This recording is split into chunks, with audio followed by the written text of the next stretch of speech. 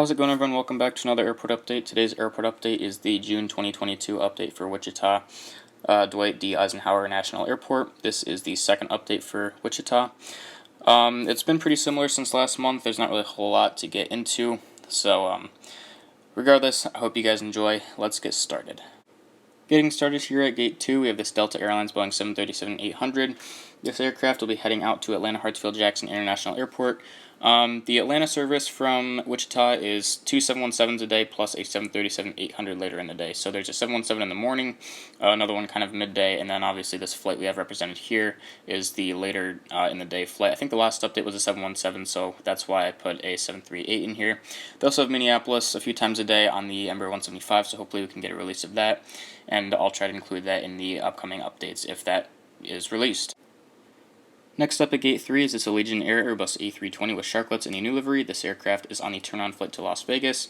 Allegiant's got a handful of destinations out of Wichita. I'm not sure if I went into detail about this in the last update, but Las Vegas is one of their best routes, and then they have Phoenix, Destin, Fort Walton Beach, St. Petersburg, Florida, and maybe a few others that I can't really remember, so I apologize. But Las Vegas is sometimes on the 319. It's kind of a mix between these two aircraft, so looking very good here for Allegiant. Hopefully they add some more routes in the future. But once again, the Allegiant 320 heading out to Las Vegas. The next aircraft here at Gate 4 is the Southwest Airlines Boeing 737-700 in the Heart livery with split scimitar winglets. This aircraft is on the turn-on flight to Denver. So I apologize, I must have gotten screwed up somewhere because of all the previous gates going in order based on their numbers. So this should be Gate 5, but we have a Southwest aircraft here. Looking at the schedule now, it looks like Southwest doesn't use Gate 5 unless they're just not using it at the moment, but I'm looking through a few days worth of flights on Flight Radar 24, and it looks like they don't park at Gate 5, but we'll make it work for today's update. So once again, I apologize, but we have a 737-700 in the Canyon Blue livery for Southwest heading out to St. Louis. Next up here at Gate 6, we have an American Eagle CRJ-700. This aircraft will be heading out to Dallas-Fort Worth International Airport. Dallas from Wichita looks to be operated on two CRJ-700s per day, along with a handful of A319s, maybe three A319s or even four at the max, it looks like. And sometimes they get A320 substitutions, or I guess it kind of depends on how full the flight is that decides if it's a 319 or a 20, but most of the time it looks like the A319. So until I get an A319, it's just going to be on the CRJ-700, which is still pretty nice. It's a cool plane. Looks great here. So nonetheless, once again, we have the American Eagle CRJ-700 at Gate 6, heading out to Dallas-Fort Worth. Next up at Gate 7, we have an American Eagle ERJ-145. This aircraft is on a turn-on flight to Chicago O'Hare. Chicago is operated at least once daily on the E-145 for American Eagle. It looks like maybe sometimes they have twice daily, so I don't really know the exact frequency.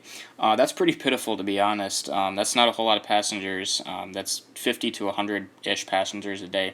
But that is just for one airline. They do also have service on United, which is 175s and CRJ-200s, it looks like, so I guess that takes care of the rest. So, but for now, the only Chicago flight for this update, once again, the American Eagle ERJ-145, here at Gate 7, heading out to Chicago O'Hare International Airport. Here at the end of the concourse, we have gates 8, 9, and 10. These are all glass jet bridges just like the rest, but I ran out of glass jet bridges, so I had to use some of these standard Gemini Jets ones, which are still pretty decent, but I chose these end gates to substitute because I don't have any United aircraft at the moment that are the types that fly into Wichita, unfortunately. It's mostly regional jets with a handful of A320s and maybe some A319s occasionally, but who knows, that probably changes every day, just like every other mainline flight that United has. So hopefully I can get a hold of some United Airbus in the future. I'm actually looking into getting an A319 potentially, but we'll have to see.